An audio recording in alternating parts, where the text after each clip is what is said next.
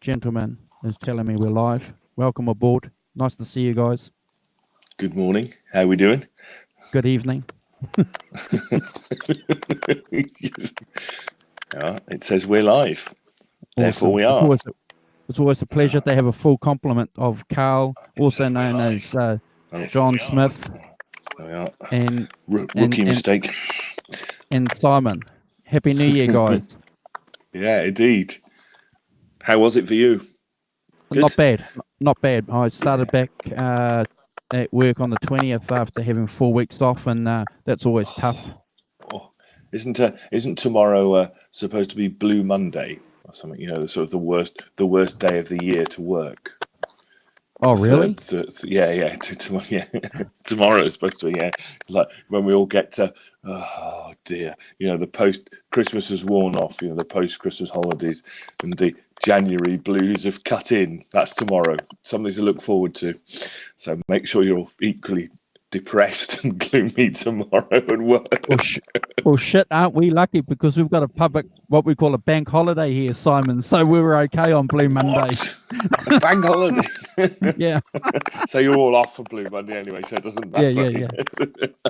Well done. Is that what it is? Is it Blue Monday bank holiday? Look, is it static? It's just a bit, yeah. There's a bit of. Sounds like somebody typing. It's not you typing, Andrew. It's okay. No. I mean, just wondering whether I'm going to mute some microphones. Just hold on. Go on. You just hold on. I'll just mute some microphones. Hold. Testing. 1, 2, 3. Testing. 1, 2, 3. 1, 2, 3. So you're okay? Yeah. Yep. But we. Carl, can you hear me? Yep. I think the static is coming from you. It's coming from your end. Oh, really? Yeah. Because I muted. Let's turn my laptop. You better. That's okay. Stop. Are you there? Yeah. Okay, that's cool. What's happened to Mr. Smith? He's muted himself, or somebody has. Unmute yourself, Carl. No, someone. Oh, yeah, that's better. Yeah, see, it comes back. Now? I can hear you. How about now? It's okay. It's all right. Yeah. Is it gone? Yeah. No, you're it's good. not. It's still there. You're good. Huh. It's not that bad. Because I've got no devices connected into my cell phone, so. See, it stops now, doesn't it? Yeah. Was Are you there, buddy? phone? Can you hear? Yeah. For some reason, yeah, it is something to do with yours, Carl. Don't know what it is. Why there's a sort of static on the line or something. That's what it sounds like. Can you tolerate it, or should I shut down and start one more time? Come back on. Come back. Yeah, shut down and start again. Yeah. Come back on. Have you got any headphones, Carl? Yeah. Oh, yeah, that might be it. Yeah. That could be the reason. And we've got no one in the chat anyway, so we're always going to have these technical issues, aren't we? You know, it's just a matter of fact. It's been a while since we've been on, over a month. I'm looking forward to doing some shows with you again, Simon. I'm looking forward to doing some of the continuing the Beatles saga. I read a couple of books during my break on the Beatles. Phenomenal band. Phenomenal. Beatles at the beach. Oh, yeah. Well, you know, as I said on here before, you know, in many ways, I think the Beatles are underrated. If that's, you know, and that sounds like a sort of contentious statement, but why you kind of feel, don't you, that it's difficult to comprehend their influence, what they did in, you know, if you think in '64 they were doing "I Want to Hold Your Hand," and 3 years later they're doing "Sgt. Pepper's." Phenomenal. That artistic growth, you know, personal artistic growth, it's mind-boggling in my many ways. I think in my world it is anyway. What's really interesting, though, and again, influence. this is a running theme that you English guys have been doing for a long time, is you take what's happening in America. Like Paul McCartney was heavily influenced by James Jamison's bass player and the Motown bass player, and he wanted his bass to sound like that. So again, you know, they're looking at America. Taking American music, absolutely, but turning it into, I mean that kind of crucible of here we go, crucible of creativity. Oh, get in. Awesome. Hey, are you there, mate? Yeah, can you hear me? Yeah, awesome. You sound good. You sound fantastic. Yeah. Awesome. So Simon and I were just talking about doing some Beatles shows, which seems to be our default shows when we can't have you on. Okay. Yeah. Let's talk about the Beatles. Carl's not here. Yes. Yeah. Well, he's a Stones nut, you see. One of the first. That is what you mean. Are you Beatles or Stones? It's one of those questions. That's the first question Carl ever asked me: Beatles or Stones? Wow! Look at that! Boom. You obviously answered correctly because you're still friends. No, I said Beatles, and he looked at me and said, "Really?" Askance. Yes. What? Yeah. He turned to me.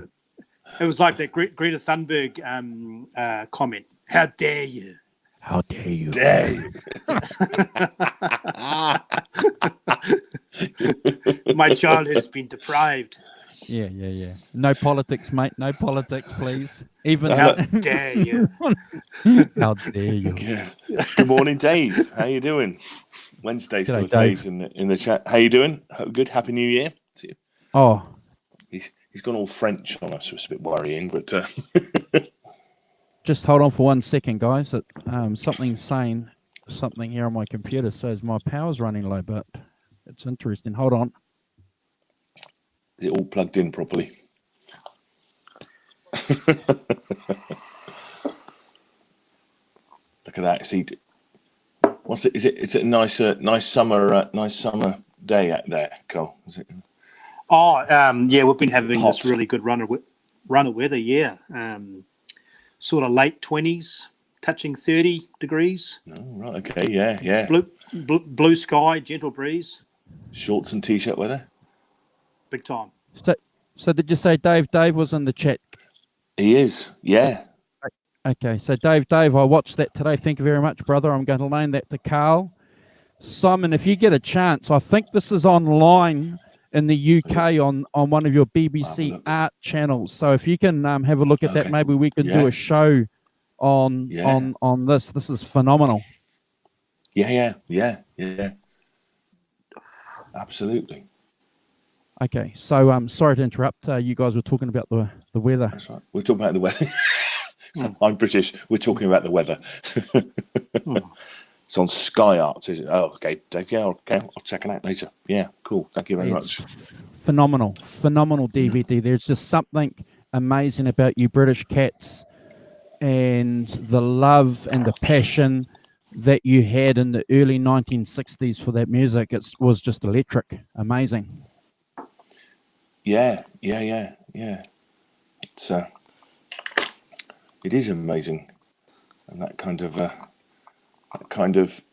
the way it developed in the 50s and the 60s, the way we took it on from what America had done with it, took it somewhere else, and then gave it back to them culturally. Jack and Ginger were there from the early days, with Alex's Corner and absolutely, Cyril Davies and all those guys. Cyril Davies, yeah. Well, I'm glad that you mentioned those names because they're instrumental in the DV. Yeah, and Graham Bond. I don't think we give these guys enough credit. We talk about the Stones, we talk about Keith and Mick and Brian Jones, but there's a couple of steps back that English blues cats have to acknowledge as the founding fathers of that whole movement. It's phenomenal. So if you guys want to talk about the show, I'm just going to sit back and listen. If you want to, if you want to light up a big cigar, and if you want to introduce the show, take a quick nap. Take a quick Yeah. nap. yeah.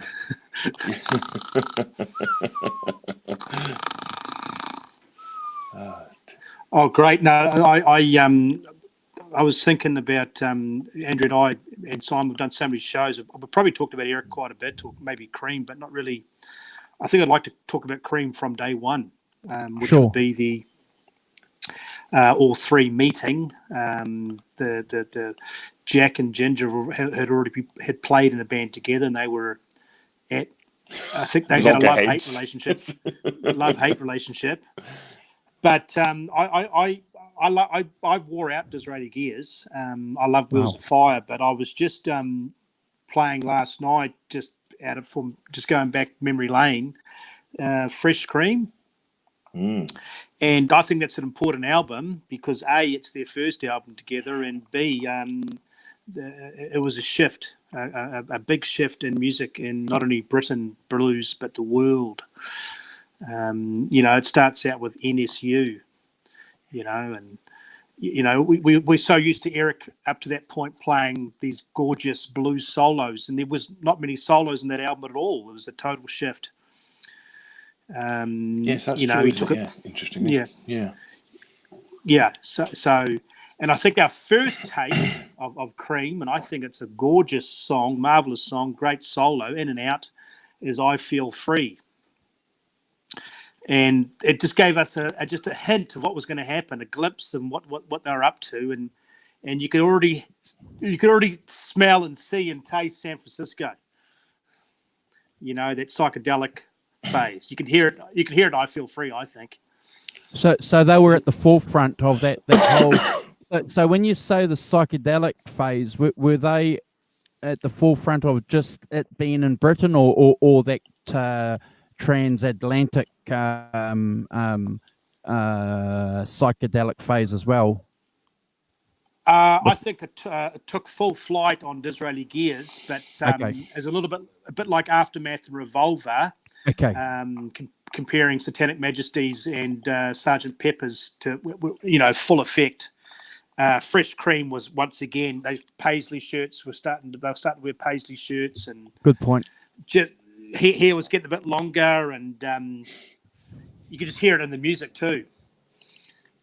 A jamming sound, improv.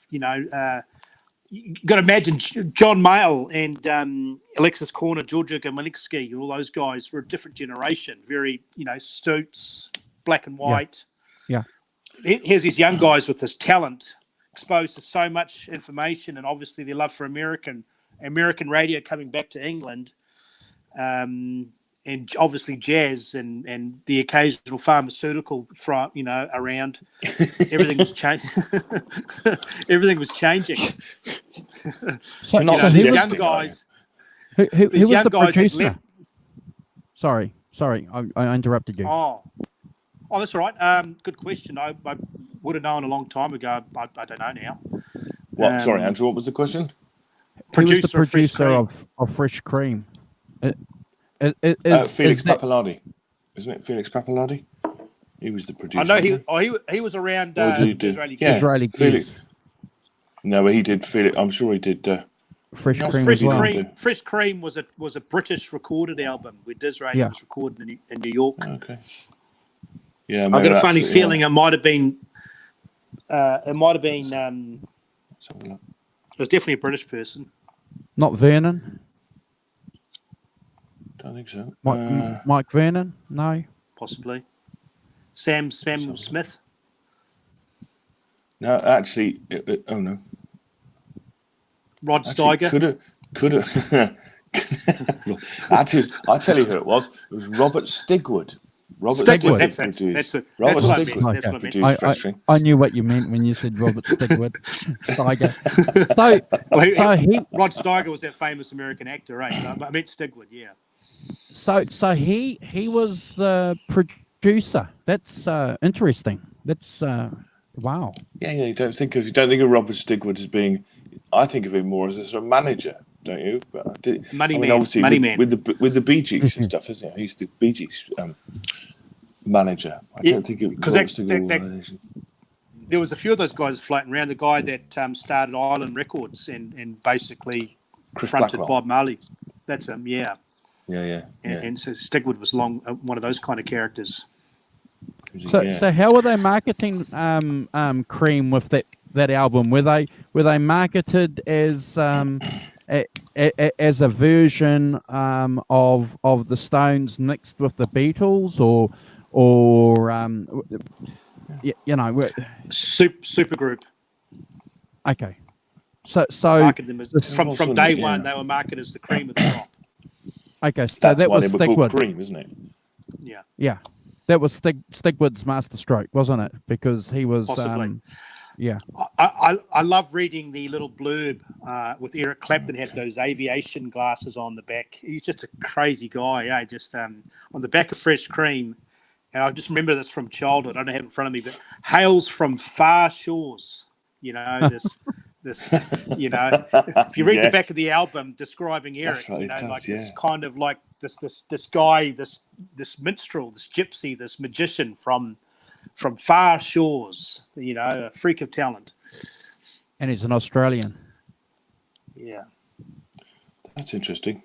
And Robert Stigwood and Joe Meek, the independent producer in the 60s, had a bit of an association. Which, So where did that album chart, Simon? If you've got that information there, did it hit when it dropped? Did it have much of an effect? Because the first single is bizarre, isn't it? It's a bizarre song. yeah. Where is it?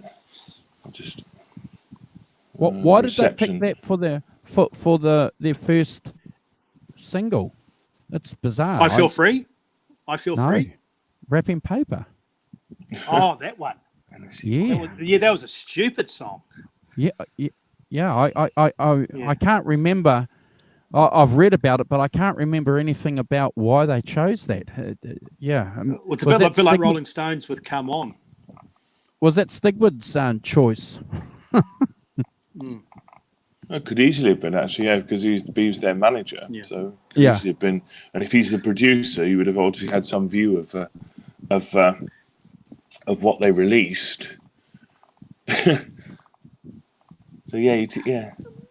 And what I like about that first album, and that, I mean, obviously Wrapping Paper, NSU, the first song, I Feel Free, I think that would have been, I guess, the second single, Yeah, is that, forget about Eric's guitar playing, it's pretty non-existent, but Jack Bruce's amazing singing. Yeah, great singer. Yeah, people forget that, just- don't they? What a great singer Yeah. Jack Bruce was. Yeah, Oh, yeah. he could out-sing Eric in a heartbeat. And that ability to play great bass and sing, that's difficult. Yeah, And you guys mentioned James Jamison before, the Funk Brothers, and I watched a Motown DVD long time ago, just how incredible they were. But people forget, you know, we think of them as soul R&B, but they all had jazz backgrounds. yeah, that's right. James Jamison came from a jazz background. That's one of the reasons why he was so good. He understood improvisation. He was playing an upright bass. When he got that Fender Precision bass, the hook came into play. They would stop record companies if he wasn't available. They wouldn't. They would wait until he could jump on board and do the recording because he was that important. So again, really interesting because we know that Paul McCartney was heavily influenced by that sound. How important was the Funk Brothers to Jack Bruce's sound? Well, I'd say a couple of things real quick. How many songs can we recognise, remember from the Temptations, Martha and the Vandellas, the Four Tops, where the hook or the melody or the catch song is a bass line It's a at the bass start? line, My girl. It's all bass. So what made Cream That's different right. is what made Cream different is you had Eric Clapton, obviously the guitar hero, hot off the heels of John Thank you, Mayall. Dave. But Jack Bruce and Ginger Baker were both jazz guys, both proteges. Yes. There's lots of pictures of Jack Bruce playing stand-up bass.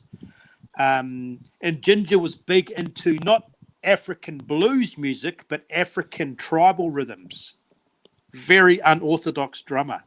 Very early on, he would he would go and listen. Apparently, someone had a record, and this is world music before it was world music, and he was fascinated with the timing. He would sit there and listen to the timing. And what's really interesting, again, you talk about Jack Bruce playing upright bass in that DVD that I watched. He got the gig with Graham Bond because he was louder playing the upright bass than the other guy who was playing an electric bass. So Wow. yeah. Wow. Yeah. So again, phenomenal. So can I ask this question without getting sort of off tangent? But why is jazz important to these guys? What did jazz give these guys that they probably couldn't get, say, from skiffle or from country music? I'd say two things: technical ability and the ability to improvise. I mean, the great thing about jazz is the ability to improvise. Okay. You know, and I think that, and if you think about it in terms of Cream, certainly live, you know, that is the keynote thing, you know, is being able to improvise. And I think those are the two things that they got from jazz. The technique as well, the technical thing. You know, I mean, Ginger played. Yeah. A couple of things for me too was freedom. You know, I think improvising and freedom work together. You know, and it basically sorted out the men from the boys. But Simon mentioned technical. I'm going to say it, take it a step further. You had to be good. Oh yeah, Sure, yeah, talent. Okay. When you're a three-piece and you're improvising, you're pretty much naked. You can't hide behind anything. Yeah. And I think, you know, they early on they played bebop and blues and rhythm and blues and all sorts. They played it all. You know, all mixed in together. It's a kind of hodgepodge. Yeah. I've got another question for you then. So Jack Bruce, he's been interviewed, and the interviewer is asking him, what is it about Eric Clapton's playing? And he said, right from the word go, he said Eric Clapton had what a lot of guitar players didn't have, and that's timing.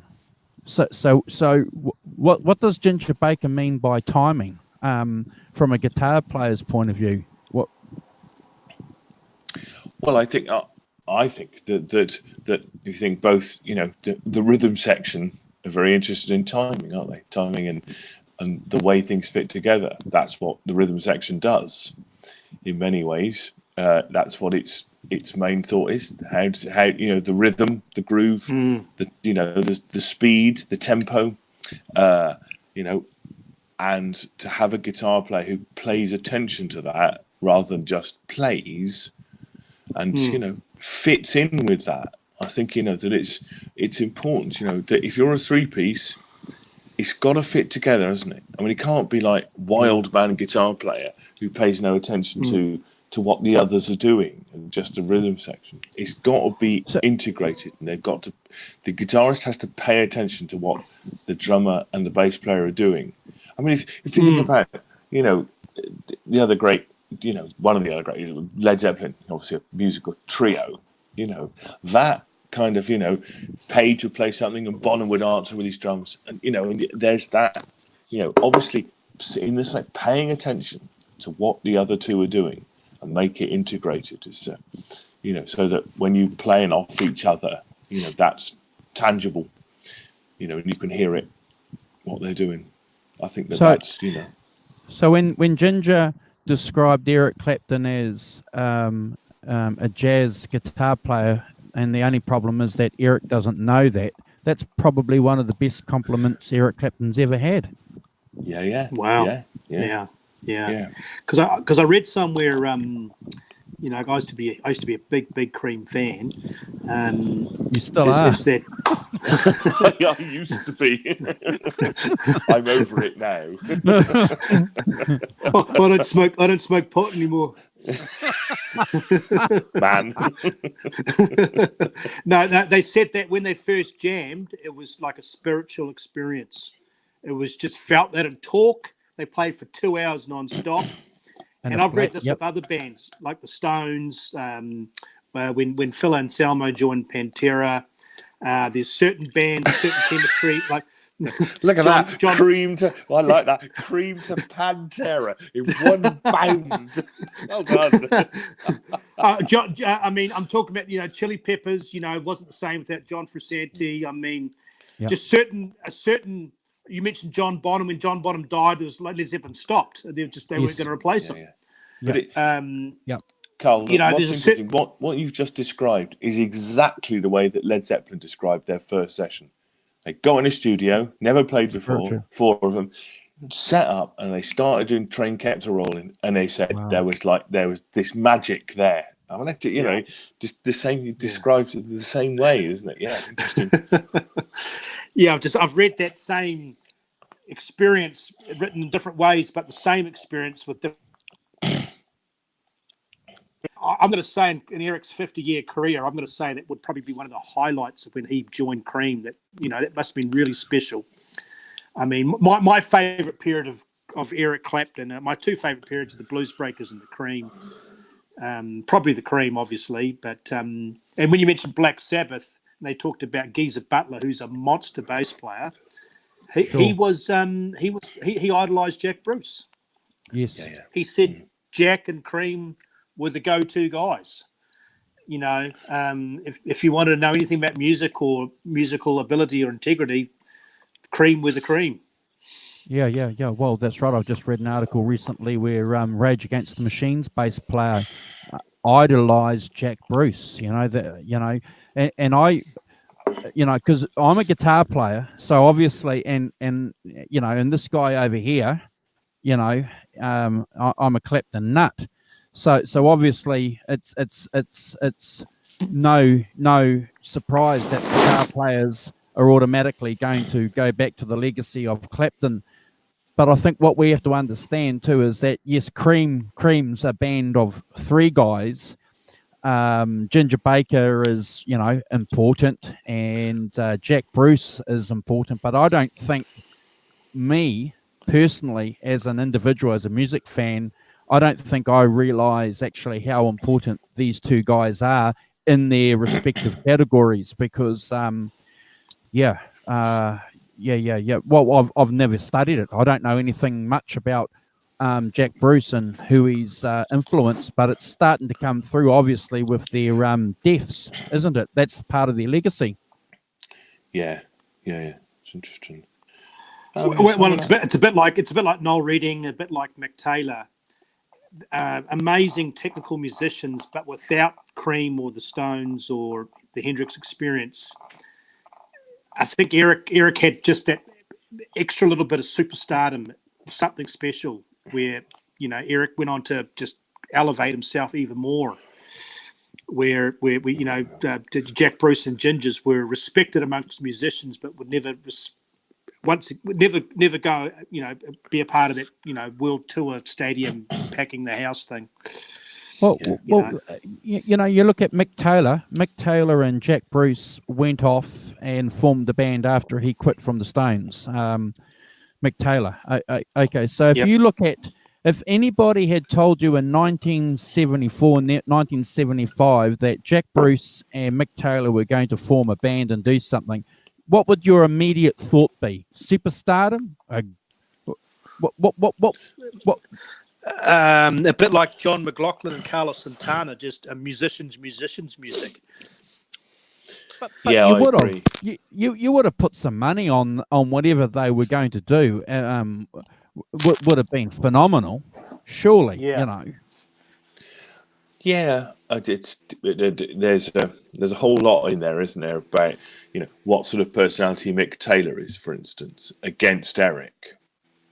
I don't think that Mick Taylor has the same kind of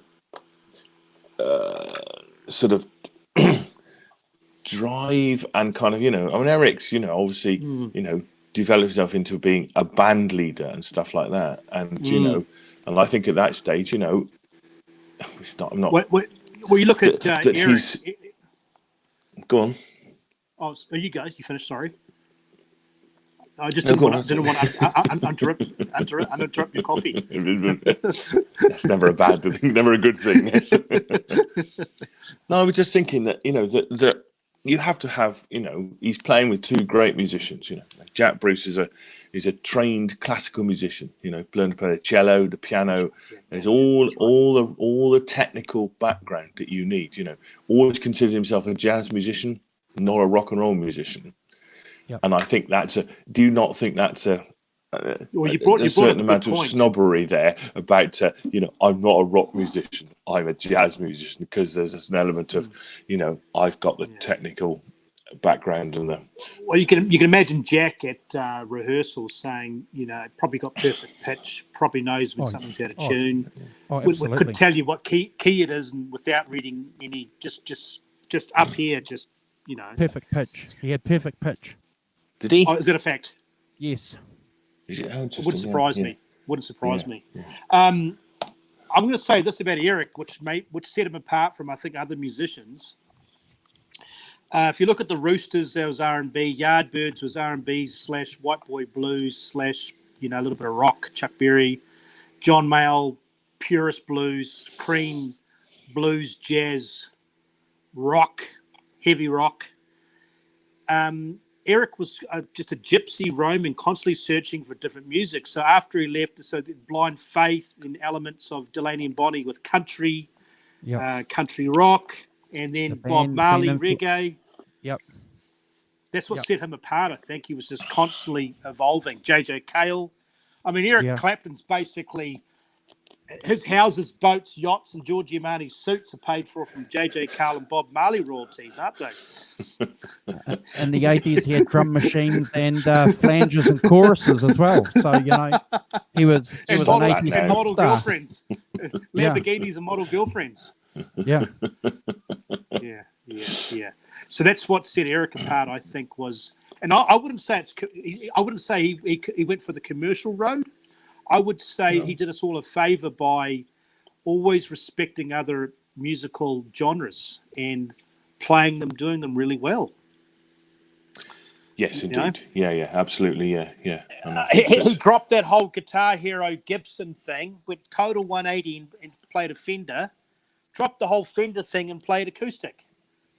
Yeah. So Simon and I did a show on Clapton and how he was heavily influenced by that band's music from the Big Pink, and you and I, Carl, have spoken about that individually. Not individually, together.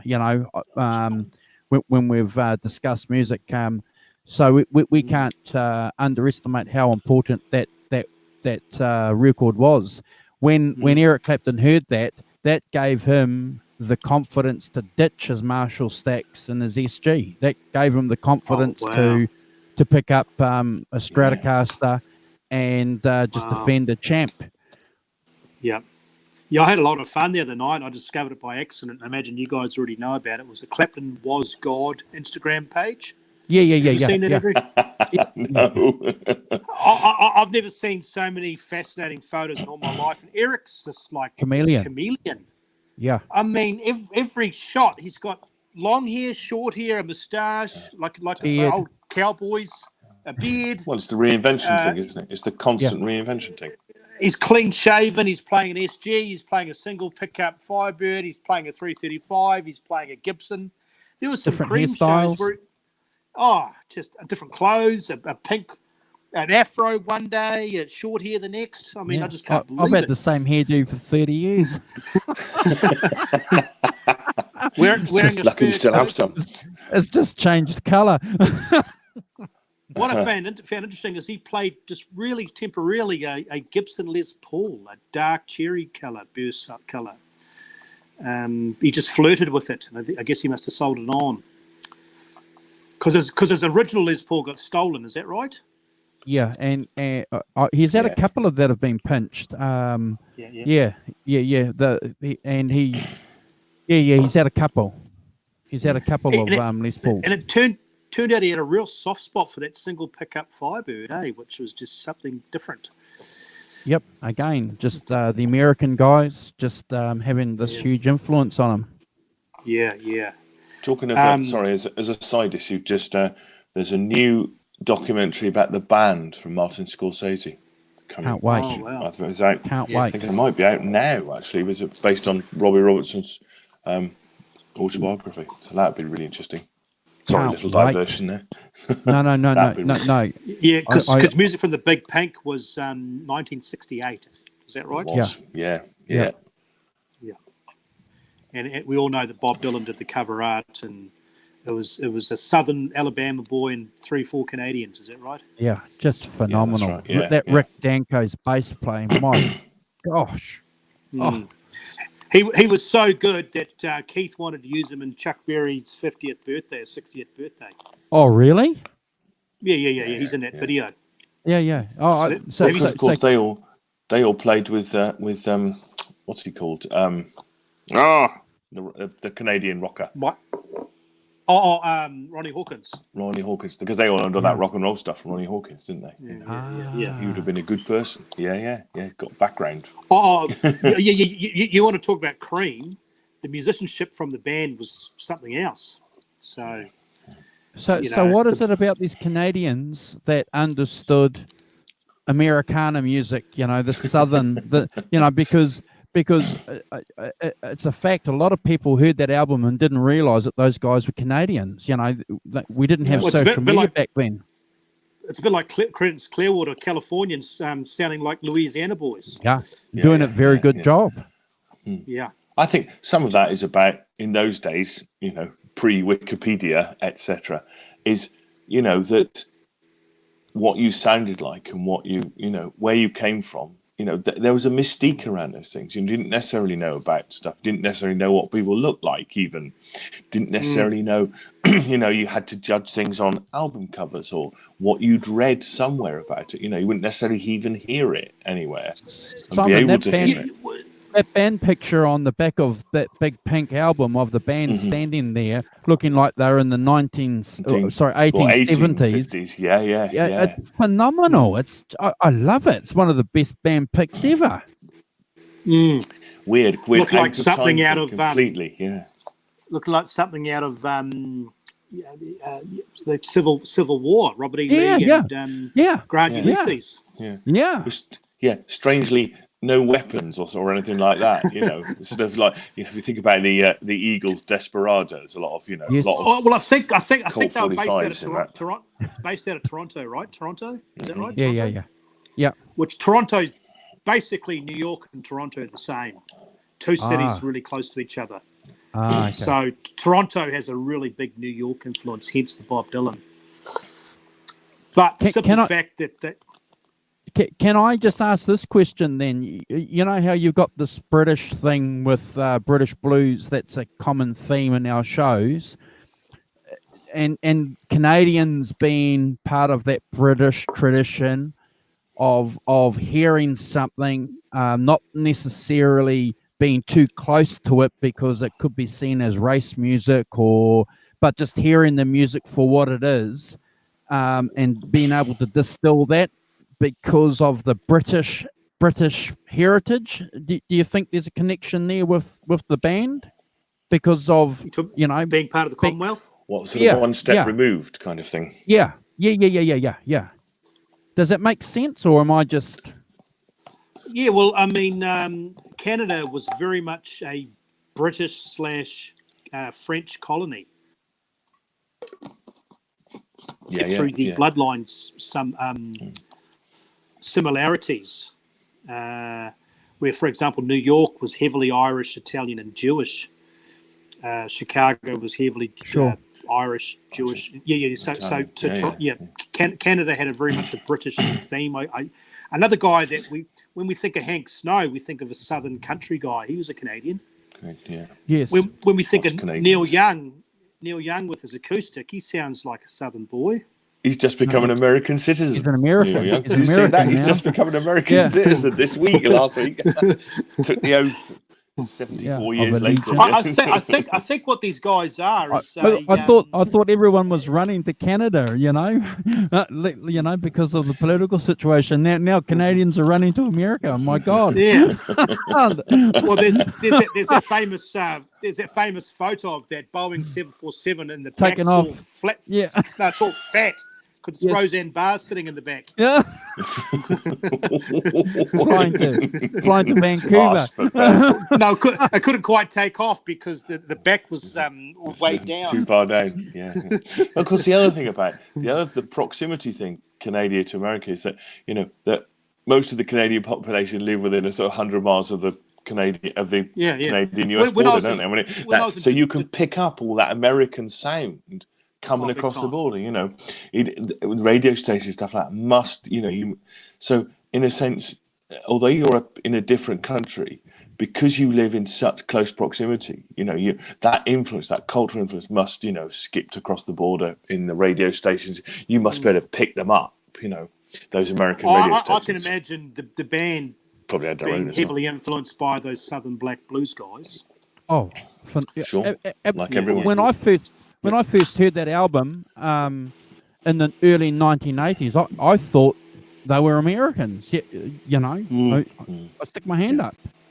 I didn't know they were Canadian. That song, "The Wait," is like an American anthem. And, it's phenomenal. The night they drove Dixie Down, like an American anthem. It's phenomenal. Yeah. Have you guys seen that DVD, The Last Waltz? Many times. Martin Scorsese again. I've got the record. They had to airbrush. Neil Young had some white powder up here. Airbrush him out. Cost about $100,000 to fix it, apparently, in those days. But Robbie Robertson's guitar playing was chopping it up pretty good with Eric, wasn't he? Further on down the road. Yeah, further on up the road. Yeah. The good thing with Scorsese is he captures those guys in that band when he's interviewing them.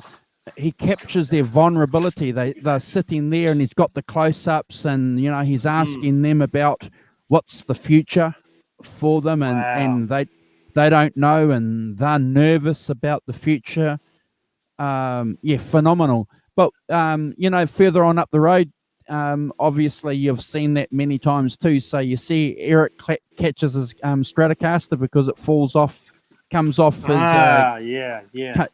his front horn. He's playing there, he's doing a lick, and then he quickly catches his guitar and puts it back in. Pretty good. What's that Bob Dylan song? Oh, nice album. It's a triple album, mate. Three albums. Yeah, I was going to get it out. Triple album with. What's that Bob Dylan song? That they do the encore at the end. I Should Be Released. No, that's it. What a phenomenal song that is. Yeah. That's gospel. That is gospel. Yeah. That's gospel. Look at this. Were you there, Simon? Can you bring it a bit closer, Simon, to the camera? Can you take the picture a bit closer? Okay. There we are. That's what it looked like. Wow, I would be -1 when that came out. Are they tables there, Simon? Are they tables? Tables, long tables. Yeah. And sort of. Shit. And that's the mosh pit up there. That's the mosh pit up the front. Yeah, the mosh pit up the front. Yeah, it's kind of. Let's see what else is in here. So this is the. Oh, look, there's some cool photographs. There we are. Let's see if it won't come out very well on this, but not brilliant. Can you see that? No.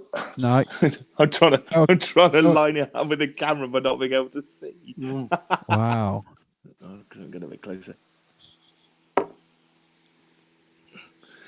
That's the kind of setup, yeah. And there's some cool pictures of them playing as well. Wow. Sorry about this. So, that's phenomenal. And God, I'd forgotten. I'd forgotten this. It was so good. They had all the heavyweights and Muddy Waters. They are Muddy Waters, Van Morrison. Yeah, Ronnie Wood was there too, wasn't he? Neil Diamond. Neil Diamond, yes, Neil Diamond. Couldn't quite figure that one out. Well, do you know what the connection is, Carl? Do you know what the connection is between? He's a New York Jew.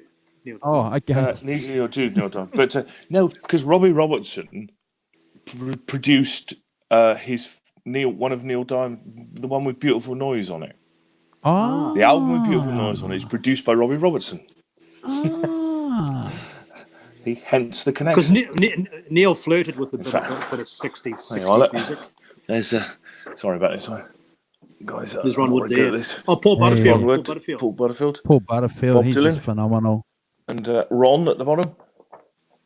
It doesn't get as good as that, eh? Doesn't Bob Dylan look a bit scary in that film? You know, he looks a bit. He looks like a bit scary, man. I looked at that and thought, wow. He was saying that his angry. bobness is a bit of an odd one. Yeah. He looks a bit angry. But that Rick Danko is surely. just a phenomenal bass player, man. That's Neil Young. Is that right? Yeah. God, yeah. Wow, look Thanks at for that. sharing Yeah. that. Oh, yeah, and there's the back with all the info on it, stuff, all the songs they did. But Don't you're right, think the, Simon. I do look forward to that documentary. I've seen a couple of the trailers for it. Looks phenomenal. Looks outstanding. God, yeah, after 3 albums. Look at that. See, in the days when you got packaging, 3 albums, beautiful. So why weren't any of the Beatles invited to that last waltz? Don't know. Don't Okay. know. We're competing with Johnny B now. We've got a cat on the show. Yeah. Get in. Hey. Ned. I have no idea. Yeah. Well, it seems to me they had the cream. Interesting. They had the cream of everybody there. Yeah. Well, I suppose. Yeah. That they had that the last waltz has a Joni lot of- Mitchell too. She Joni was Mitchell. there. Yeah. Neil Young. Basically, people are. Van Morrison. Well, I was going to say the English guys seemingly kind of much more kind of blues based. You know, I don't think the Beatles less overtly blues based kind of. You know, I know they played rock and roll in the early years and stuff like that, but you kind of feel like that what they were doing was a different thing to what the band were doing in a funny sort of way, which is so I can see why musically they're not quite the fit that all those other guys are. Yeah, stick to the Martin blues. Scorsese. I've been watching quite a few DVDs over the holidays, and I just stopped because it wastes a lot of time. But Martin Scorsese, he loves using Cream and the Rolling Stones in his movies. Yeah. But I've noticed this one thing, and movies. Big part of movies is obviously the music behind certain scenes. I mean, I can't tell you how many times I've heard "Can't You Hear Me Knocking" in movies. Blow. Goodfellas, a whole bunch of certain scenes they use that Keith Richards and he's a great rock and roll man, isn't he? Martin Scorsese. He loves the blues. He did that whole series, didn't he? But I've never heard Beatles hardly ever in movies. It's just not a good fit. I mean, it doesn't have that. So now we know. That kind of, in answer to if you ask Martin Scorsese, Beatles or Stones, we know what the answer is, don't we? Yeah. Stones. Big time. I love the Beatles. I'm just saying, you just never hear them in movies. But in 78, 79, when that album came out, you had Paul McCartney with Wings doing his pop stuff. You had George Harrison. He was racing. He was involved in racing and also doing that Life of Brian. Being involved in it as a TV producer, director. You had John Lennon hiding away in the Dakota building, and you had Ringo Starr doing nothing. So, Well, basically, I think the answer to your question, Carl, is that 3 of the Beatles were doing nothing, and Paul McCartney was too busy with Wings. But they literally disbanded. Altogether. Yeah. And I would say, that I don't think that they quite had that sort of blues-based background. Van Morrison did. Maybe less so. Jim. There's a certain amount of get your fellow Canadians on as well, isn't it? Joni Mitchell and Neil Young don't either, but. I think Paul McCartney could have pulled off Kansas City or something like that, or Chuck Berry. Paul McCartney's an encyclopedia of rock and roll songs, B-sides, everything. He knows them all. Oh, yeah. He's a library. He could have pulled Can I- something off. Could I say that? Can I say? I'll just drop this in. John Paul Jones from Led Zeppelin told me that he was that McCartney was a real sort of library of 50s rock and roll stuff, B-sides, all Wow. you knew all the words, knew just how all of them went. An amazing kind of encyclopedic way. Yeah. So he's another British guy that had OCD. I don't know about OCD, but the things you learned when you were a kid, that what you went through when you were a kid, and as we've discussed, that it doesn't take much to be in the more obscure, versions of rock and roll stuff, Larry Williams or someone like that, there's like a thin layer of what you all hear, and then there's sort of below that, but there's not millions of records. In that 50s rock and roll thing, there are not millions of records. Good point. I think they didn't have now, Spotify back then. Well, yeah, and they didn't have they didn't have the ability to record. Well, not quite, but they didn't really have the ability to record at home, and they didn't really and if you think about it, those worlds are quite small. If you think about London as a musical world, everybody knew everybody. We've talked about this. If you wanted, another guitar player, you went round to John Mayall's Blues Breakers and got his latest protege to come and play, or whoever it is, because they all met on the circuit because the circuit wasn't huge, Right. and you all met at all coming home from down the M1 in the 60s, met at the Blue Boar Cafe in north of London. All those bands, they turn up at 4 o'clock in the morning, a cup of tea and a bacon sandwich on your way home kind of thing, chat about what they were doing and stuff. Yeah. So I think the world was a lot smaller then. So it's because if you go through it, it's like when you're 15 or 16, you immerse yourself in things in a way, Sure. I mean, in a way, I've got all manner. I've got a whole sort of box of punk and sort of new wave singles, all sort of, the Delta 5 and people like that, Nobody's ever heard of the Delta 5, but I've got that record. Mind your own business. That's but because that's what you did. You've got records and you search through them and got the shirts. Tell me your plans and stuff. So I think even then it's a thin veneer of the really famous stuff, and then it doesn't take much to get below that. And of course, playing in Hamburg and all of that, McCartney, they would have had to do, as we discussed, 5-6 sets a night kind of thing. You need to know a lot of songs. Absolutely. By 1962, they'd done 400 shows. Yeah, they really knew how to do it. But also, if you need that amount of songs, you need to entertain yourself, don't you? In some ways, you need to entertain yourself in having a repertoire. It can't all be, Sweet Little 16 or Johnny Be Good. Some of it's got to be something else, Yeah. if only to entertain yourselves. Well, that's the good thing about Eric is I think I would imagine Jack Bruce would have really encouraged his songwriting. Oh, big time. Big time. Yeah. Because Jack Bruce was not shy about singing or leading the band or being the band arranger, and he wrote a lot of songs, didn't he? In conjunction. Well, he teamed up with that guy Pete Brown, didn't he? Pete Brown. That's right. So Pete the Brown's poet battered ornaments. Yeah. So that was important because that again that gave Eric the confidence to put lyrics to paper in a safe and cooperative environment.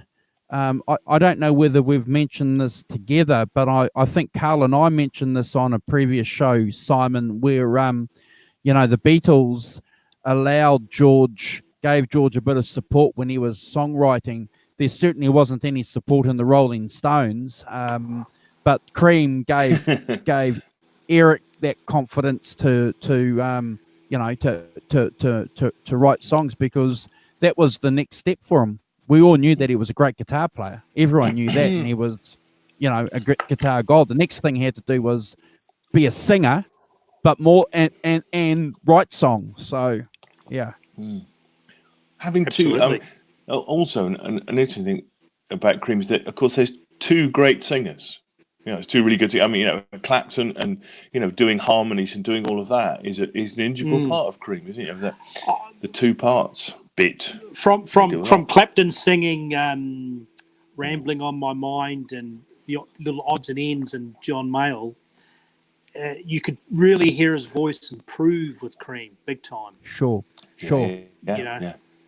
So I got to say that Cream, it's almost like the Blues Breakers. He earned his degree, but Cream, he got his PhD. And of course, he didn't sing. He didn't sing in the Blues Breakers, did he? One song. Cream must have been his. Cream must have been his. One song. But pretty Rambling much on My Mind. His, was the recorded song on the first album, but when they played live, he sang a couple of songs. Do a bit more. Yeah. They same as Peter Green. Yeah. Peter Green did one song. I think what we have to remember, and I think Keith, Simon mentioned it earlier. There's been some important points in Eric's career when Delaney grabbed him by the scruff of the neck and said to him that he had a God-given gift and use it, otherwise he's going to get in trouble with God. But also Felix Pappalardi said the same thing to him too when he got to America, cornered him and said to him, man, I want you to sing. You got to be able to sing. So he took the advice when people gave it to him. Yeah. Well, there's that famous interesting development through Cream. And there was that famous Ahmet Ertegun, who's no slouch, who's one of the main guys of Atlantic Records. Founders. Was just casually talking to some Atlantic artists in a bar, and I think Eric was playing, and Ahmet Ertegun described him as not only one of the most beautiful guitar lines he's ever heard, but when he met the guy, he saw this angelic face. It was like the whole package, Ahmet was there saying, I forget who the cat was. He was some black artist, and he said, "Oh, your guitar player is really, really good." And the guy that was at the bar said, "My guitar player's over there. That's someone else on guitar." And so that Ahmet turned around, and that's when he saw Eric and went, "Oh wow." Thought that Eric Clapton. I can't remember who it is, but maybe next week we'll talk. But I think it might have been. It was Wilson Pickett, I think. Yes. It was Wilson Pickett. So Ahmet's thinking, oh yeah, here's this this black guy playing. So again. Yeah, another important person in Eric Clapton's professional career, because Ahmet said to him too the same thing. Hey, man, come with me. Well, a big part of the Cream was, obviously we're talking about Fresh Cream and that being a groundbreaking album because it was something new, different. Yeah. But Disraeli Gears and Wheels of Fire were heavily soaked in American tours, recorded in American studios.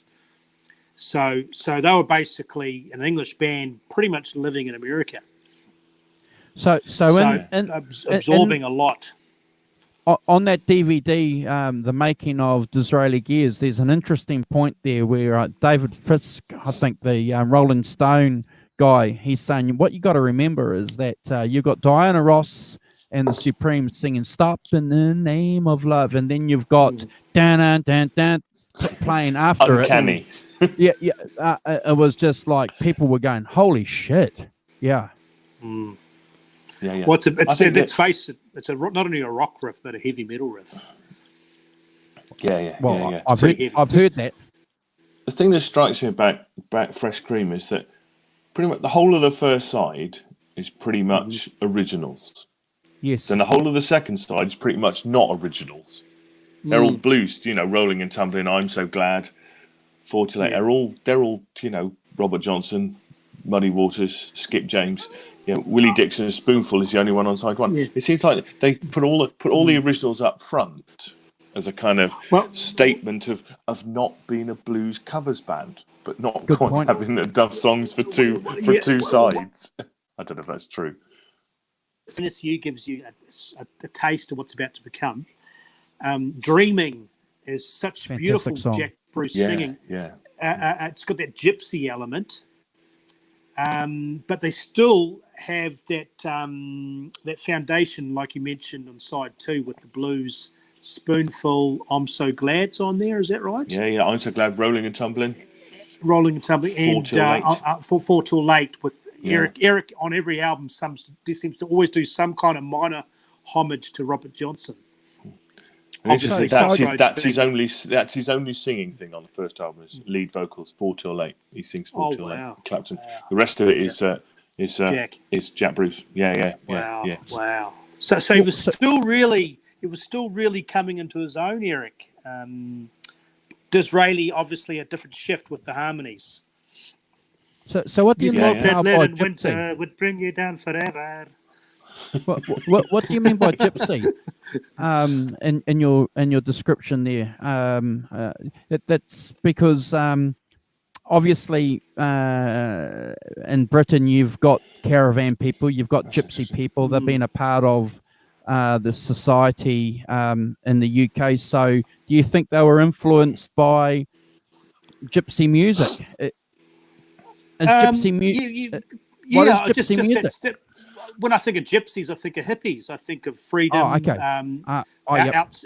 Outside the 8 to 5 working man, black and white suit. Yeah. Okay. That's what I'm trying to convey. Oh yeah. Okay. Cool. Okay. That makes sense.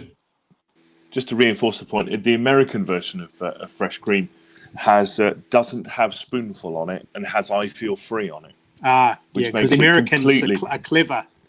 Yes. They want to go. It makes they want the single, the hot single. which is hot single, but which makes it completely different. Completely, Jack Bruce dominated first side, and then pretty much the second side is the blues covers kind of thing. So it kind of with it obviously with the Rolling Stone albums, the American versions were slightly different. They had the hit songs. The Beatles ones as well, weren't they? They were different as well. Stuff. Yeah. Bigger market, 300 on. million as opposed to 50 million audience.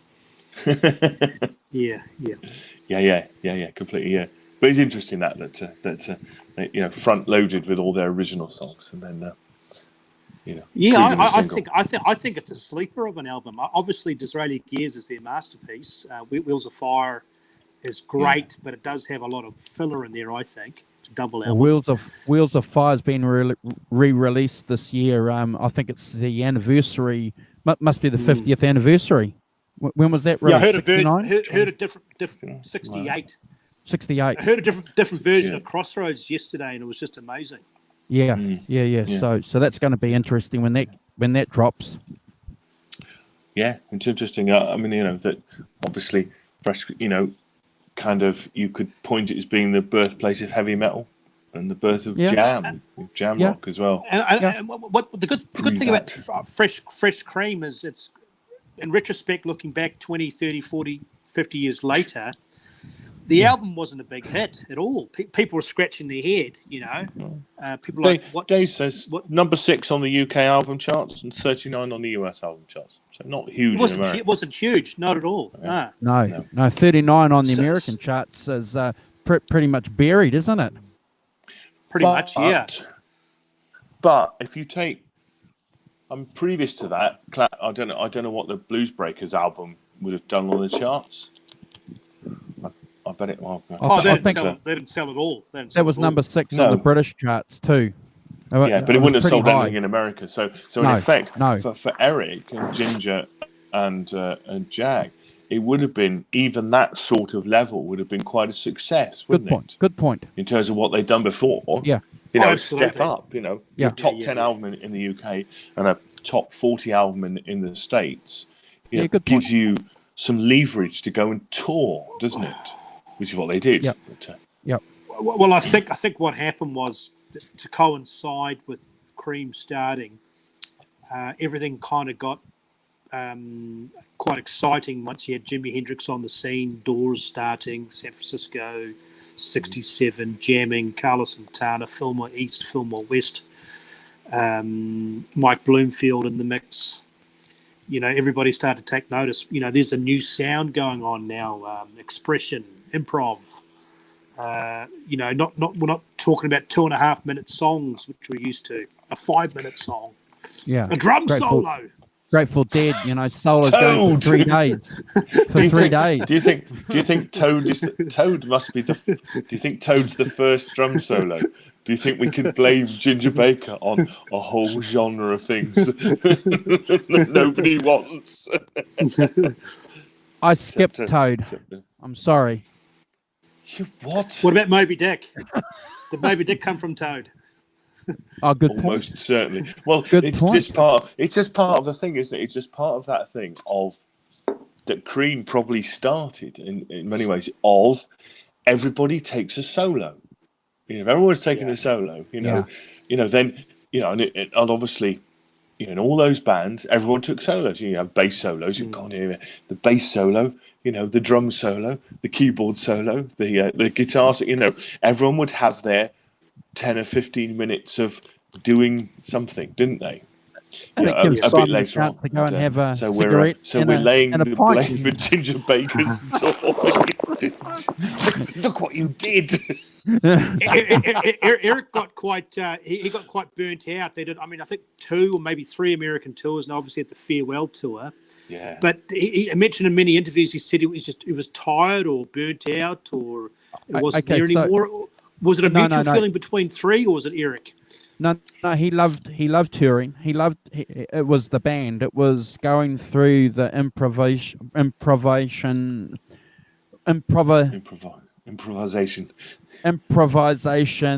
which was boring. The endless, mindless solos. That had an effect on him. He loved touring. The touring side was always a big part of Clapton's psyche. But as we mentioned earlier, the physical fights that Jack were having, had a physical effect on Clapton. He was going into rooms where these two were, and he was physically shaking. He didn't want to be around. Didn't want to. And Jack Bruce and Ginger Baker, they were physically fighting each other. It's well documented. They were a Welshman and an Englishman with probably Irish background. The Scotsman, yes. Welsh and Scotch, and English Eric, Canadian. And Eric didn't particularly like Ginger there towards the end, because from what I've read, Ginger, big tall guy, and for lack of a better word, was seen as a bully. He would use his physical presence. He would go over to people and stand in there and close to them to get his point across. And he was doing that to Eric. Wow. Yeah. So big egos. Big egos. Yeah. So I think just to go back on Sound was jumping in and he's saying Ginger was nuts. So. Vintage Sounds, how you doing? Good morning. Yeah. Did Cream feel that the crowd expected long solos, or did the Cream want to do long solos for the crowd? I think at the start they wanted to do it because that's what they were doing. It's part of that movement, isn't it? Yeah. It's part of that movement, isn't it? If you think about 67, 60, you're talking about San Francisco, you're talking about the Grateful Dead, you're talking about Quicksilver Messenger Service, you're talking about Janis Joplin, Big Brother and the Holding Company. All those bands were into jamming. Sure. Really, and doing longer, more improvised pieces that come out of the, at least in terms of the jazz. And these guys are only human, because some nights they were on, and just like Jimi Hendrix, some nights they were off. Yeah, apparently. Yeah. Eric said it himself in his biography. He said there were just times there where they just sounded really bad, And that stemmed, and that all stemmed from whatever argument Jack and Ginger had earlier in the day. It'd be I a think, horrible yeah. feeling. A horrible feeling. You're halfway through a 10-minute guitar solo. Everyone's out of tune. You Yeah. can't tune up while you're doing the No. song. And Ginger and Jack had just finished a fight, and you're not feeling very well. You got the flu. Just a horrible feeling halfway through this mess. You know, and everything's out of. Jet lagged or something. Yeah. So then we get bounced back to reality with the Big Pink that we've just spent a bit of time earlier talking about. That knocked all that on the head, didn't it? Well, Bob Dylan was he was the poet. He was the leader of the beatnik generation. He was the guy that crafted a song, a pop song, a real song, any song. So these guys are all intelligent guys. They would have realised, our lyrics are quite silly, but we've got great riffs. Sure. Laughing purple fishes run laughing through your fingers, and I want to build a castle in the sky with, Yep. That's you know. Pete's influence. How do you build a castle in the sky? The Pete foundation has to go into. It's Peter Brown's fault. That's not Ginger. We can't blame Ginger for that one. I've never had a laughing fish fall through my fingers ever. No. So you want to try harder, Carl? You see, honestly, where have you been, man? You want to come fishing with me? Fishing on acid, yes. Some kind of purple fish going through your fingers then. Laughing. Yeah, laughing fish. Sorry, I want to build a house way up in the sky. What an amazing lyric, eh? Yeah, it's uncanny, Carl. Yeah. You and Jack Bruce, uncanny. Yeah. Oh, that's that song. We're going wrong. We're going wrong. What an amazing song. Yeah. Just going back to the drum solo bit, I'd like to retract my statement that Ginger Baker was the advent of the drum solo because all the jazz people that he would have admired, like Crupper, Buddy Rich, and all those guys, all did drum solos. Yeah. Which I suppose, interestingly, very much in a jazz tradition, but not in a before that, not in a rock tradition. Good point. Drummer kept Who was the drummer in John Mayall's band? I've forgotten his Dunbar and Huey Flint. name. So Huey Flint did the drum solo in that Beatles song they did, not the Beatles song, that Ray Charles, What I Say. Baby, what he did a drum solo in the middle. Did he? Baby, yeah. And Eric Clapton did the one. cheeky little. Eric Clapton did the Day Tripper riff. That's correct. Yeah, right. But in the middle, he did a bit of a jazz drum solo. He flirted with it a bit, but it didn't quite hit the mark. But that was the start of it, Well, it's just a bit of back and forth between him and Eric. A little bit. Well, no, it was just a total drums by himself, but it was off key, off time. You guys got an opinion on that question? Ginger Baker before John Bonham. Who will I choose out of those two? No. Vintage Sounds is saying, "Hey, Ginger or John Bonham." Yeah, I presume.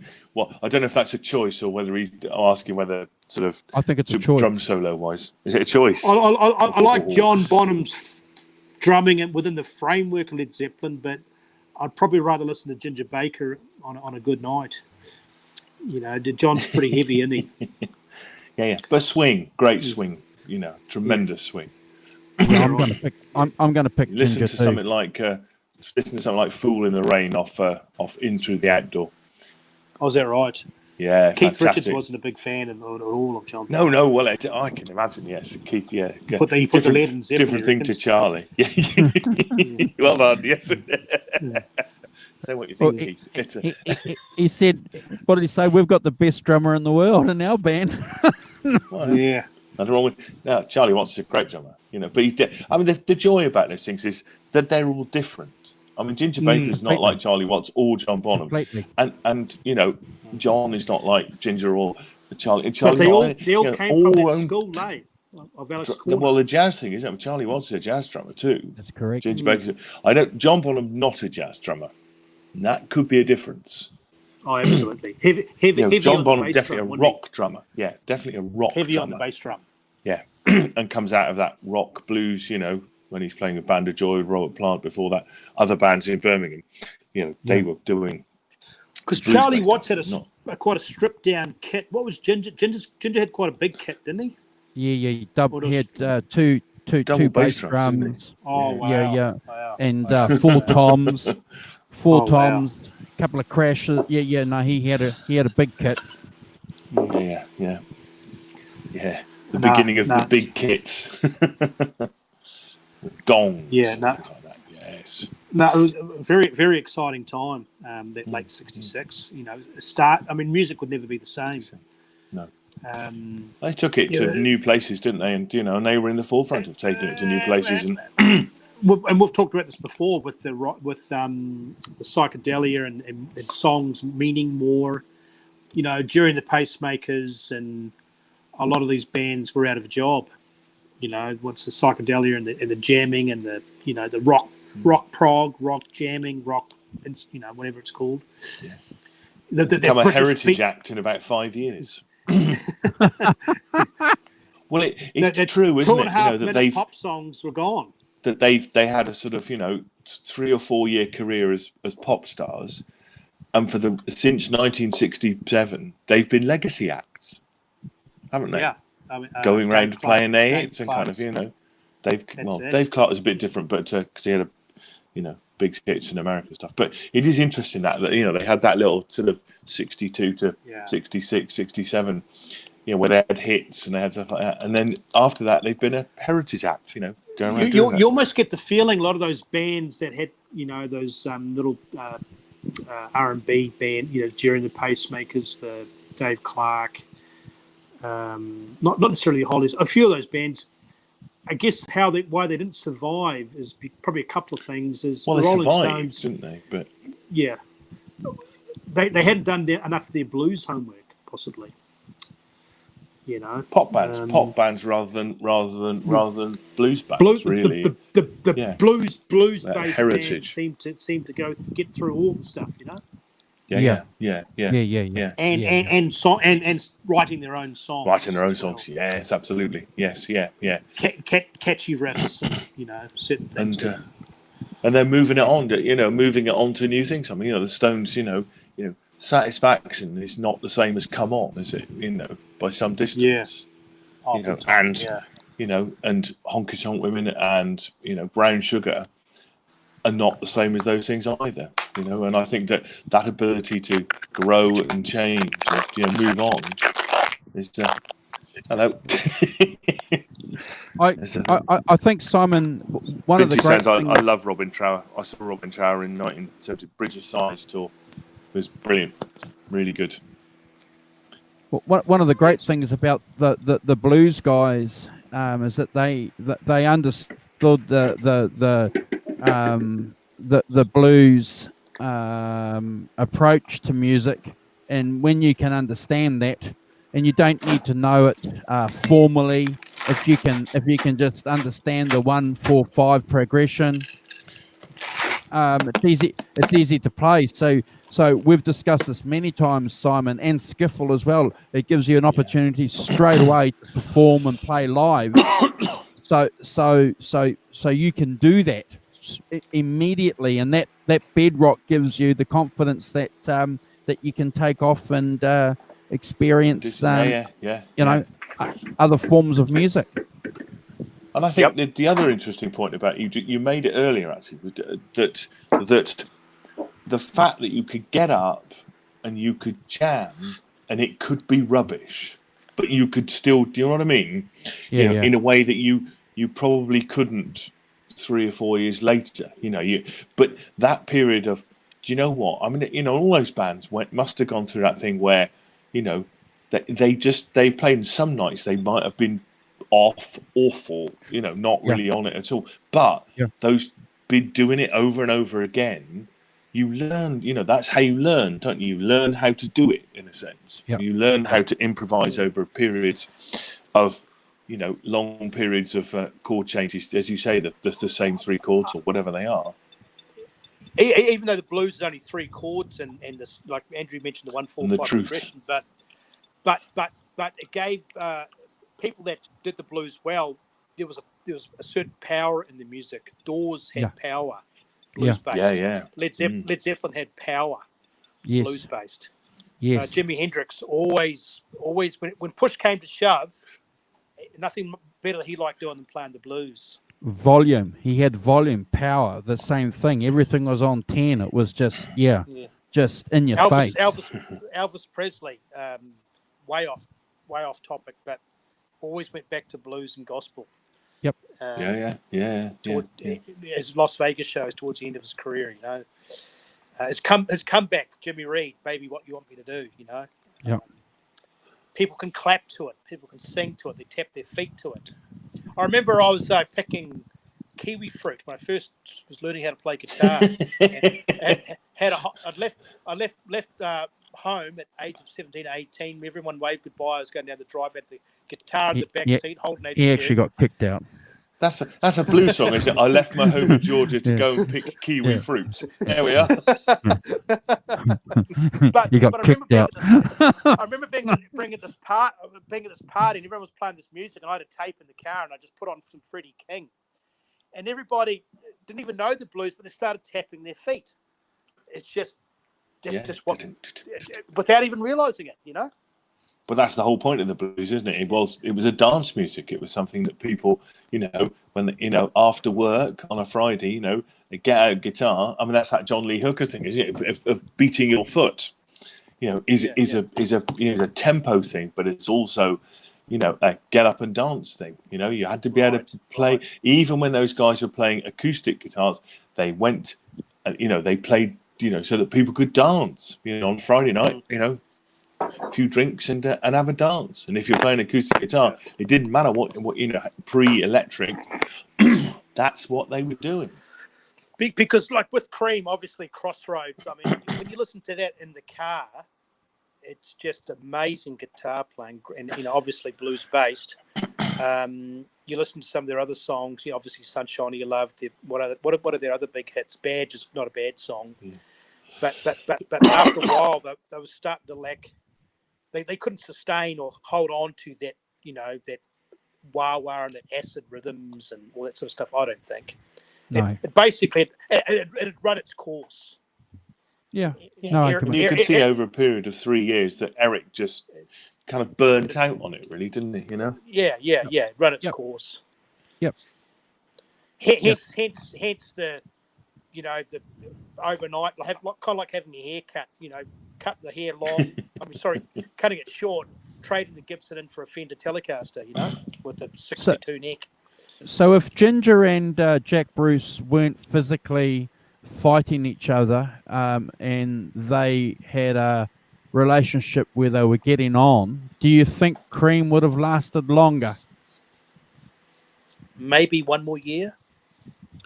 Yeah, I don't think they would have done, because I think it was really Eric saying, I can't do this anymore, guys. You know, I've had it. You know, I've had my fill of very long. So as we just said earlier, you know, the very long, you know, solos and kind of, you know, all that jamming and stuff. He'd run out of it, really, didn't he? You know, and you could see he was on a creative journey, going, you know, moving forward. Yeah. And, you know, the feeling about, I've done this for 3 years. I'm now going to go and do something else. You know, something else was Delaney and Bonnie, and you know. But when he liked Blind Faith, he liked the idea of Blind Faith because he wanted to do something with Stevie Winwood. But he's in his biography, he talks about how Ginger would get that mood and would come in, and again, Eric was physically sick in his stomach. You know, he was he was getting that same feeling that he had when they were in Cream. You know, and I don't want to speak disrespectfully of Ginger. I'm just saying what I've read. You know, I'm not saying that he was a difficult guy, but you know, Eric said, you know, he was just difficult. If he was in a foul mood, everybody knew it. Yeah. Hostile. Kind of, you know, difficult to work with. Difficult, you know, and you know, we all. You know, that one thing that you hear constantly about, you know, how do you make it in the music business? You know, the number one thing is be a good hang. You know, turn up, be cheerful, be on time, be tuned up and ready to go. But above all, be a nice bloke. You know, try and, you know, not be difficult, curmudgeonly, and kind of, you know. So what did you guys think of? What does curmudgeonly mean? I never heard that. Curmudgeonly means kind of. Andrew is the very definition. No, he isn't. You're not. In another 20 years, maybe curmudgeonly. means kind Maybe of Simon. grumpy and If kind of, Simon you had know. a beard, he'd be a curmudgeonly. Not a bad word to say to a girl. You know, trying to get her attention. Oh. Hi, curmudgeon, I'm a maybe. curmudgeon. So I want to get your Take guys' you a long way. opinion of that album, because I remember lining up to buy it and I rated, and it was the album that they did, Jack Bruce, Ginger Baker, and who's the Irish guitar player that died? Gary Moore. Gary Moore. Gary Moore. So what did you guys think of that album when it came out in the mid 1990s? You can go, Simon. What do you think, Simon? I don't know. I can't even remember it, to be honest. Oh, I remember it. I remember it. Do you remember Hold it? on. Is it? Yeah. Called Bam. What was it called? CGB or BBC or BBC DPB or yeah. ACC, BB. Baker, I'm just trying to get it. KFC or BBC. Baker Bruce. BBG Baker Bruce. Gary. No, it can't. BBM. It must be BBM. BBM. Okay. Must be, wasn't it? I Because, can appreciate what they were trying to do. Yeah. I could tell that they're having a lot of fun. I Yep. could tell that Jack and Ginger were in their element. I can tell that Gary Moore was like a fan. Great Yeah. cover. Great cover. Yeah. Gary Moore would have been like 94. Kid in the candy store. But unfortunately, with the shallowness of music and the patheticness and the memory loss of young so-called music lovers, it was never going to take off. Well, check it out though. If anyone in the chat or anyone that wants to that's watching the replay, please check it out. It's called Around the Next Dream. BBM came out in 1994. It's got 10 songs. It's phenomenal. Yeah. I love it. Yeah. Oh, you do? Good. Yeah. You can imagine that Gary Moore and Ginger Baker would be an interesting dynamic, because Gary Moore had sort of, tends to be a bit difficult. So Irish and Scottish, and a Welshman, and a guy from Bristol in the audience. and that's no joke. Yes, Yeah. yeah. No. Golly. Yeah. Is it in Printy Towns? Is it Eddie Van Halen's birthday today? Is it? Well, happy birthday, Eddie. Hope you're good. Yeah. Oh, yeah, that's it. But, Yeah. Just a one Happy album. birthday, Eddie. But Yeah. isn't it funny how well, not really funny, but ironic that when push comes to shove, 40, 50 years later, Kirk Hammett's got Peter Green's guitar, which was owned by Gary Moore. So you can be Metallica, you can be Megadeth, you can be the greatest band on the planet, you can sell out stadiums. Everyone always goes back to the blues. Yeah. So Yeah. amazing. Completely. Yeah. So, yes. It's funny that, is it? BLT, BBC. So, these three letters. I always thought that three-letter BBM bands. was Big Black Mama. Well, yes, Bruce Baker and Moore. Now you see, don't drag us into your own private hell, Carl. I think one of the reasons why the drummer John Bonham was so important to Led Zeppelin, I think Vintage Sound is making a good point here, is that in the studio, we all know that Jimmy Page overdubbed himself, quite a few times. Yeah. But playing live, having that percussion, having that big drum sound, gave Jimmy Page an opportunity to probably just play, that basic riff. It's the classic dichotomy the guitar player has, isn't it? He does lots of different parts in the studio. Which parts does he play live? That's correct. That's which why bits do I do? It's easy top had a hard time playing live. Yes. Oh, well, they've been accused of miming for a few shows, haven't they? Have they? That's Well, why ZZ Top that's- have they? Yeah. And that's why Keith was clever enough to always to say we're going to have a 2-guitar band to sound authentic. It's a good point. Because Simon brought up a good point before that Led Zeppelin, in reality, a bit like Black Sabbath, which is amazing when you think about it, is a 3-piece with the lead singer. Yep. Who doesn't play? Those 3 guys are covering a lot of ground. Yeah. I think that has all sorts of connotations. I mean, it has a kind of volumes thing, doesn't it? You can play louder because you've got more space to fill. You're not, your sound can be different because you're not, if you're playing with horns and keyboards and, the way you set your guitar up sound-wise, has to be quite middly so it cuts through. And whereas, and when you're playing just the 3 of you, you're the only guitar player, you can afford to have a much bigger, more expansive sound and stuff as well. So there's a sonic element to it. You've mentioned that you saw Led Zeppelin live, and I've read comments where it's been a bit of a double-edged sword. Half the comments said, "Oh, Led Zeppelin were amazing." The other half of comments said they were terrible. Yes. Horrible. Yes. So I can't quite figure it out. Well, I think that. I mean, my memory of it. And remember, this is, bloody 45 years ago, so 1975. Just minutes ago.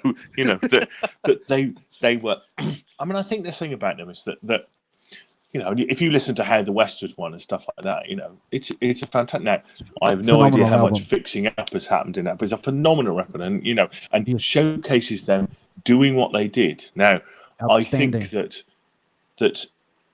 there are elements of it that these days, when I saw them, John Bonham did, Moby Dick was 35 minutes. Shit.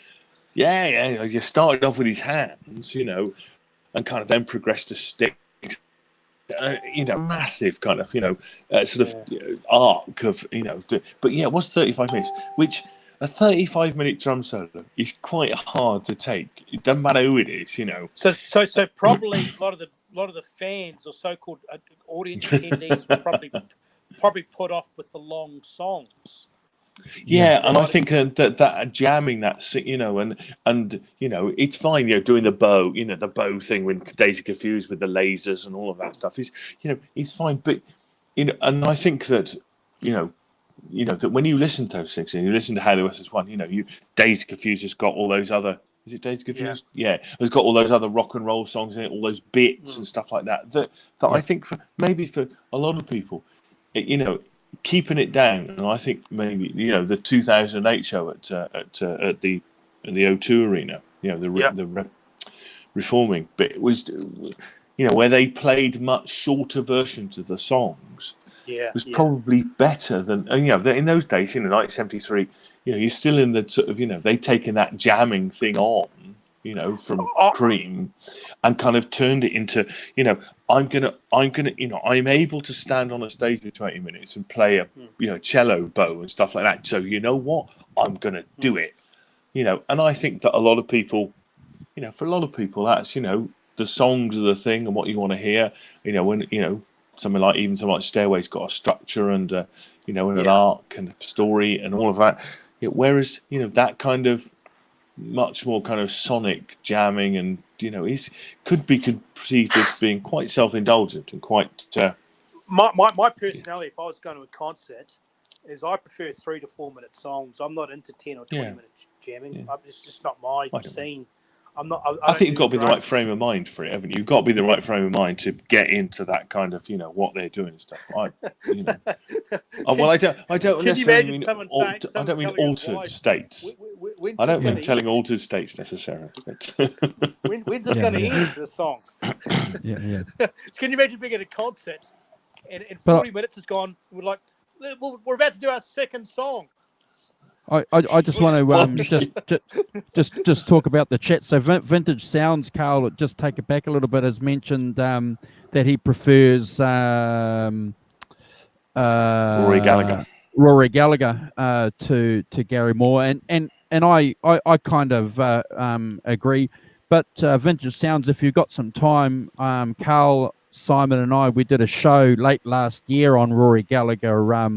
So yeah, if you want to check that out. But yeah, I agree with you. I think when it comes to authenticity, I from a blues perspective, Rory Gallagher certainly has it.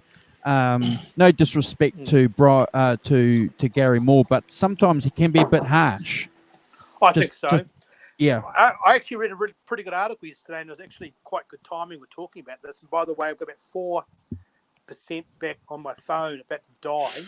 Oh, and when I take my headphones out, it gets really staticky. So in about 3 minutes, I might shut down. No, and that's probably a good time to end the show. Okay, cool.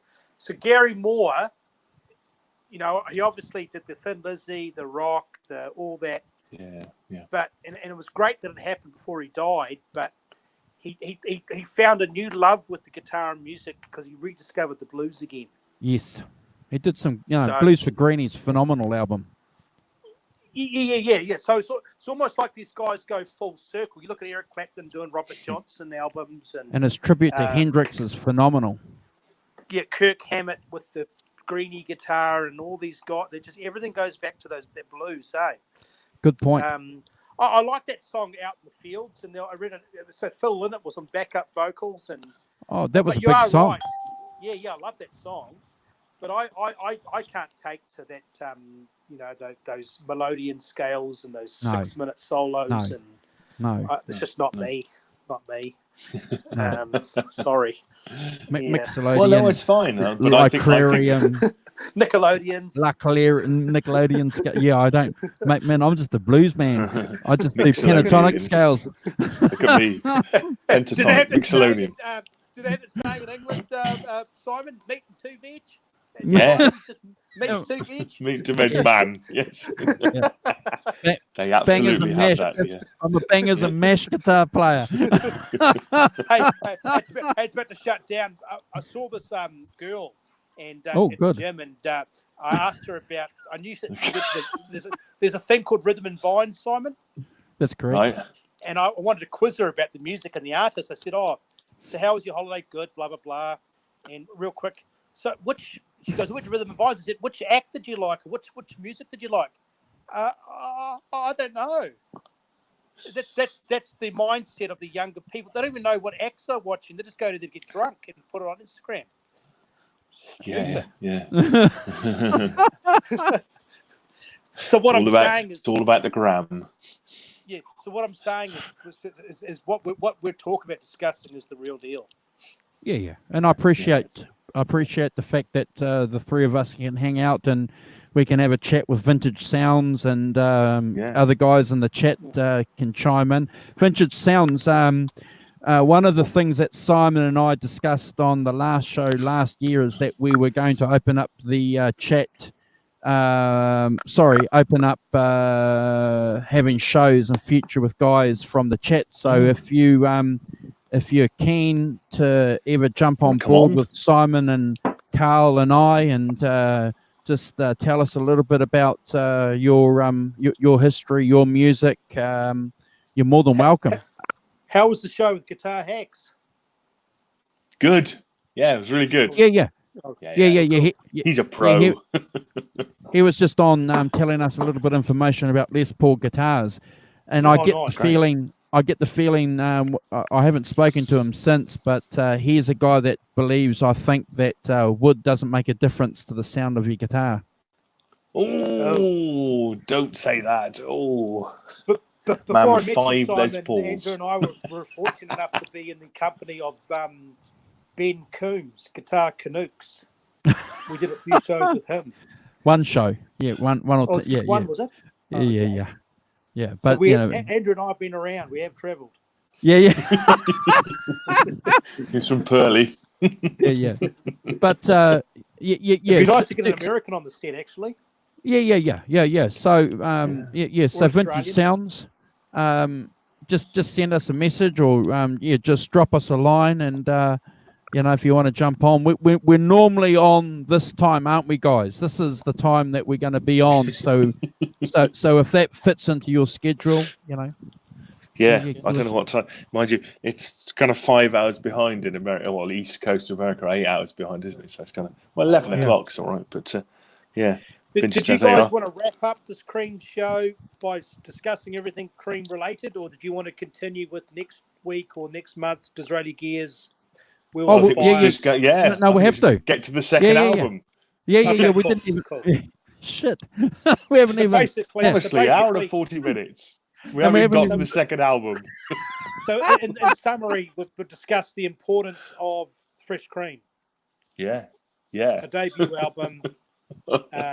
Jack Bruce is singing. We all of a sudden we've heard some very interesting drumming, care of Ginger Baker. Yeah. And a burgeoning rock star in the making, Eric Clapton. Yeah. He still hadn't been unleashed. Fresh Cream, he wasn't unleashed. No. It wasn't until the next album that people were like, wow, what's going on here?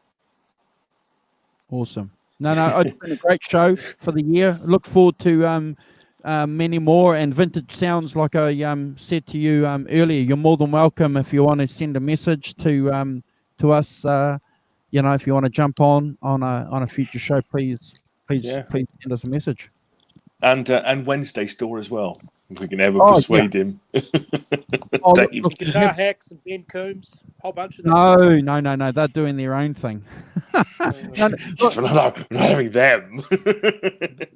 Bonnie Jean. Those guys are more sort of guitar orientated, Carl, with their shows. More gear kind of. We're more sort of like music orientated, talking about the albums, the social history. I'm not interested in talking about pedals. No. Pedals are good. No, I think that's fine. Guitars are great, but I'm we can talk about that if we're doing a show on how you get your Eric Clapton tone, and how I get my Eric Clapton tone. But I don't want to spend 3 hours talking about Tube Screamers either. No. I like the connection between. Yeah. I mean, we've discussed it today. All of a sudden, Fresh Cream, wow! And you guys mentioned the band, The Last Waltz, the Hendrix, the Doors. I'm just lucky that you two know your records. I'm just lucky. Yes, indeed. I like talking about gear in the context of the creative process. The people who are playing it, what they're doing, how it influences their creative process, and what they produce out of it. And I think that's what we do more than, as you say, just talking about Tube Screamers, which I don't know much about. But I'm off to watch 5 Watt Worlds, a short history of Tube Screamers. I'd love to talk about gear in about 5 years. Yeah. Wow. Once I get some money and buy some gear. Awesome. Right now I've got no gear, so I can't talk about anything. Oh, God. You're back to basics, Carlo. Guitar straight into amp, no messing about. That's right. Yeah. That's what I do. Is I play mostly like that. To be honest, at home, if I plug in direct into the amp, set it up. Well, it's all in your fingers, though, wasn't it? It's all in here. Well, yes. Yes. Perhaps I'll make too many claims for my fingers. Someone sent me a picture of the Stones. Mick Taylor, about 69, 70. They're plugged into. Is it high watt amps? Yeah, high watt amps. Yeah. Was it just a one-off? That was a one-off thing that did. No, I think it was a one-off thing, wasn't it? They used him for a bit. I used to have a high watt 100 watt amp. It was amazing, but you couldn't play anywhere with it because it was so loud. We talked about that before. Just 100 mad. watts. Yeah. 100 watt amp in a pub is really not the thing at all. Because no one was listening to you at the front. Everybody was listening to you at the back of the outside. bar. Outside. In the back of the car park. Down the road. He sounds great. Across the bridge. You too, Vintage Sounds. Thank you. Thanks for jumping on board. Vintage Sounds. Thanks for coming and commenting. It's been really good. Yes. Yeah. So my advice is don't buy a 100 watt by all means, a high watt 100 watt. It's a beautiful headroom for days, clean, fantastic amp. But you can't. In the car park, 2 pubs down. 20 miles away is fine with me. So basically, you did your gig. You thought you made $300. We got a $10,000 bill because of all the damages. Yeah. He took out the back wall of the bar. Yes, with the noise. There goes all the glasses. Yes, bugger. You got a big thumbs up from Tony Iommi.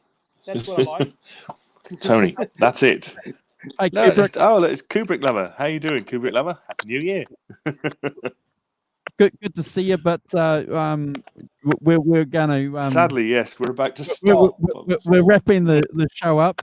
But it's always good to see you, Kubrick Lover, and I've been enjoying your uploads on your channel. The last couple of weeks. The film stuff has been really cool. Yeah, keep it up. Yeah. So Did you hear what Satan told Tony Iommi on the Master Reality album? No. On that song Into the Void? What? Yeah, yeah. Tony, we can't get any lower. C# drop tuning. You can't get any fucking lower. And then he went to C just to show him. Did he? Did he? Did he go to C? I think. Well, I don't know if I don't. To be honest, I can't remember. But I mean, yeah, a lot of people down tune to C now, don't Yeah. they? So, Yeah. as a thing. Yeah. Yes, see. I don't know how. Anyway, guys, you guys are champions. Great show. Thank you for turning up. Top marks for turning See you up. next week. Yeah. So, yes. Catch ya. I'm going to bring in the Yeah. laundry. It's like a boring All old right. man. All right. See you And he's later. got to feed his family. All right. Okay. Take care, Kubrick Lover. Bye. Goodbye. Bye.